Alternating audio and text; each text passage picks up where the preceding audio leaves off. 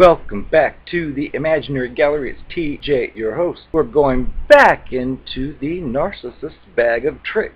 The subject of the evening is empathy. And you're probably thinking right now, wait a second, the Cluster B creatures don't have empathy. That's right, they don't. It's within their bag of tricks because there's a variation on it that needs to be discussed just in case you may be involved with such a creature. Hopefully this information will help you to identify what exactly you're dealing with. I was listening to and watching Sam Vaknin, and he brought up, or probably coined, an interesting word. He calls it cold empathy. And the purpose of this information also is just in case you find yourself in the situation where you have met a new person, and let's say you switched on a video or brought up an article about Cluster B creatures, and you read the characteristics: no empathy, selfish. Chances are, if you're with a new person, and it just so happens to be one of these creatures, you will read that or watch that and think to yourself, I'm so lucky I've got the person I've got. These are terrible characteristics. And of course it's idealization, so everything you get from that creature will be perfect,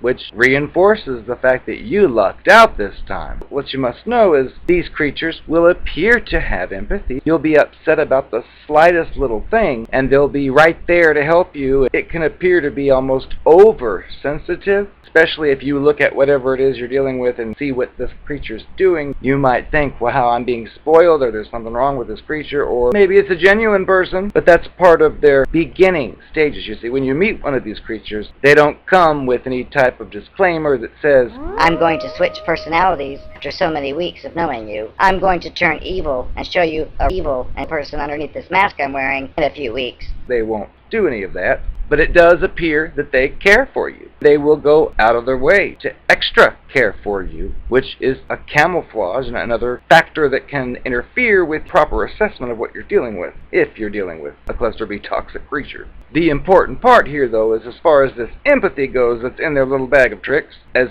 Sam Vaknin says, I am Sam Vaknin. He calls it cold empathy. Well, it's agenda-driven. It's just another tool in their bag of tricks that they use for potential new targets or people it wants to influence. It can appear to be very nice, which I've seen a few of these. Like, for example, fairly recently, I was going to an ATM to get some cash, and when I pulled out my wallet, I saw the debit card missing, and that caused a heart-sinking panic feeling, terrifying, just like losing your keys that have the key to your car and your house and whatever else. And I was with one of which I later learned was one of these creatures. I didn't know at the time. It would be like, oh, your debit card, oh, that's so serious. And then it left and said something like, be sure to call me and let me know if you find it. Luckily, when I went home, the spot where I'd kept that wallet showed that that debit card and a few others fell out. They were just laying there. Because I knew I hadn't taken it anywhere between Walmart and something else. So I figured there's no way I would have left it. And plus, when you go to the machines nowadays, you stick the card in and pull it out. Well, you put it back in your pocket or your wallet or whatever. It's not like you give it to someone and walk off, or go to a drive-thru and give it to them and drive off, which I've caught them trying to steal it. Like, the card? Because they're hoping I won't notice. But I did. When they're in this first mode, idealization, they appear to have more empathy than anyone you have ever met in your entire life. Remember, it's agenda-driven. I've noticed in a few of these creatures that I've dealt with, they started out that way, and then it's really a trip, like a Twilight Zone moment, when you see this same person at a later time, and they're like completely heartless, completely cold and evil. You think to yourself, this doesn't line up at all, even resemble a person I met in the beginning that was a nice, sweet person. Oh my. It's because it's a mask. So if you're with Mr. or Ms. right now and you just met, great. I would just be sure that it actually is genuine. Because the other part of this is to feel empathy towards another person in a genuine manner, not cold. Remember, cold empathy is just an act, pretending like they have empathy. You could say anything's wrong, like, oh dear, a piece of paint just fell off my wall. And they'd be, oh, let me come over and fix that for you. Oh, well, I know how much that bothers you. Oh, let me fix it. And that's kind of abnormal. Kind of a blur between, it's love bombing, but it ties into the empathy because they're looking at you in a situation where you're in need of something. Even if you don't even say you need it, they see you in your wall and you have no extra paint. They're going to think, oh, I'm going to help with that. And they'll rush inside. I got the paint. Here it is. Let me do it for you. you will think that's empathy because, wow, this person noticed the color of my walls and that I was going to need to have to paint it, knew I couldn't paint well, and did it for me. Oh my, wow, this is a great person. Those are all only in the beginning stages, unfortunately. Later on, that same creature, if you end up hooked into its life, ends up laying on a couch lazy, telling you to do it if you want something done. If you want it to do something it used to do, it'll tell you, You do it, I'm laying it. and they just completely change. The other part here is, in order to feel genuine empathy, you have to be in touch with your own feelings and thoughts. And I've known more than a few of these creatures that when having those intimate conversations, I would get some variation of, I don't know how to communicate my emotions. I don't know how to express feelings.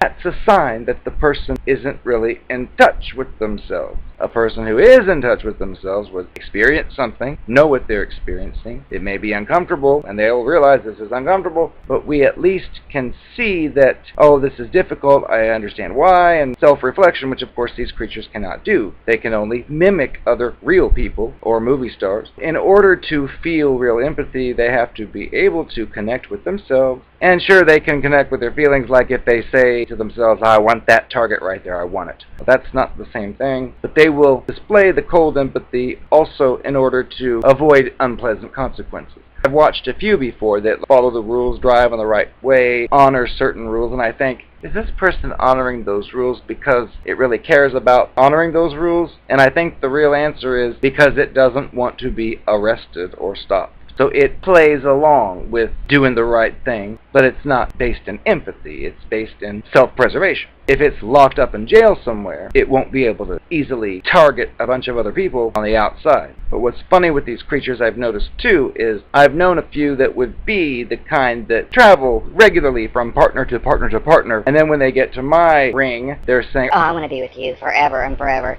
and I just look at the whole picture thinking, okay, I see a whole list of 1, 2, 3, and now I'm the one all of a sudden. I can't help but think, intuitively, can't help but be a little skeptical. I bet these same kinds of lines were used on those previous 10 people over the last 10 weeks. So I have to step back and think, this doesn't seem right. And if I say, though, oh, I don't think that, whatever I just said to that creature, they'll be dismissing it, whatever it is. Doesn't matter if it's contrary to its agenda. It will tell you how wrong you are, even if you try to explain it in better terms, so it's not worth it. I'll ask some of these creatures what's so appealing about being with me now the rest of your life, and I'll hear, I want an emotional connection. and I'll think, are you kidding? You're not in touch with your own emotions, but you want to have an emotional connection with another person. Sorry, that does not compute. They don't get this. They don't understand it. They just know how to mimic and act and trick people into being their partners. And usually by the time the partner finds out, it's so far into it, it's very difficult to get out of it. So that's what the purpose of these videos are, to let you look for these symptoms and signs sooner rather than later. Because the common knowledge out is that the longer you spend with this creature, the harder and more horrible it will be when you finally do leave and it's over. Whether you're discarded or you discard yourself, it's just the longer you're with the creature, the more difficult the whole thing is. You might be able to save yourself some heartache. Just keep in mind, if you do switch gears and leave this creature, it's important not to go into detail about why, because you're inviting it to simply attack every single thing you're saying and try to talk you out of it with gaslighting, so then you'll question yourself and think, maybe this person's right. No, the person's not right. Your intuition is very valuable, and on many occasions it can tell you the truth. The important thing is to listen to it. I am the Narcopath, and you wish you were me. You probably want to know about how my date went. I'm glad you asked. It was actually a disaster. It was working out fine at first. I greeted him, and I gave him a big hug, and offered to wash his car and all that stuff. All it took was just a few minutes into the conversation to find out that he likes to watch videos on YouTube, that he said he watched some videos that said that indicated he might be a psychopath or a narcissist or something, and I thought, damn that YouTube. I tried to convince him he was wrong. Oh no, I'm just a nice person. Oh no, that's just who I am. And when he said that's exactly what my last ex did, and it was the same thing. Oh, I said, how dare you compare me to your ex? I'm nothing like your ex. Even though I found out the ex did do worse than I did. He actually walked in on her and her other fans. I'm not that stupid. I don't get caught doing those things. He had told me to leave. because he was going through this whole list of stuff he said I was saying and doing. It made me out to be, he called it a toxic person. He was telling me to go, and he was actually forcefully pushing me out the door, and I said, oh, but I love you. And he kicked me in the head. It's like he knew what I was doing. Someone must have told him my secret. We can't have that. We gotta do something about this. But he called me Glenn Close, too, after I said I love you. These people are getting smarter. Since TJ's still away, I've had time to play. Never fear, the Narcopath is here. You must know that I'm not that stupid. Not that much of the end of the world. I'm not that desperate, because I'm the Narcopath. I knew there might be a slight chance that date might not work out. So, to be safe, I had another one set up, which I would just conveniently cancel if the first one worked. I don't know this person, so it wouldn't matter. I keep a whole list of names in my phone. I have appointments with all my dates. So, I've got another one scheduled, coming up soon. Take that, date number 1, reject. I'm going to destroy his name on social media. Oh, how dare he embarrass me like that. One thing I did was I was looking through local papers trying to find funerals that were close by.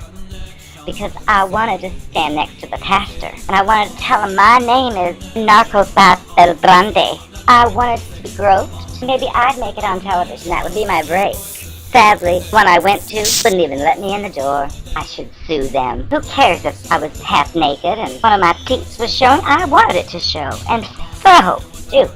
What do we have here? Look at this creature.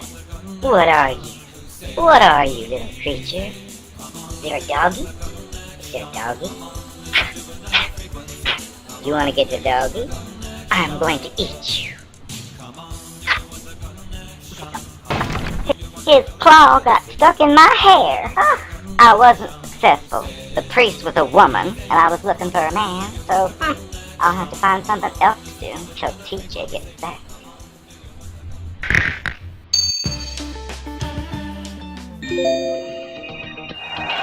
You're the one who make me come running. You're the sun who makes me shine. When you're around, I'm always laughing. I wanna make you mine. I close my eyes and feel the phone. I can ask you what you know me. A fool could sleep and never I told you. You know what I mean? I do everything for you.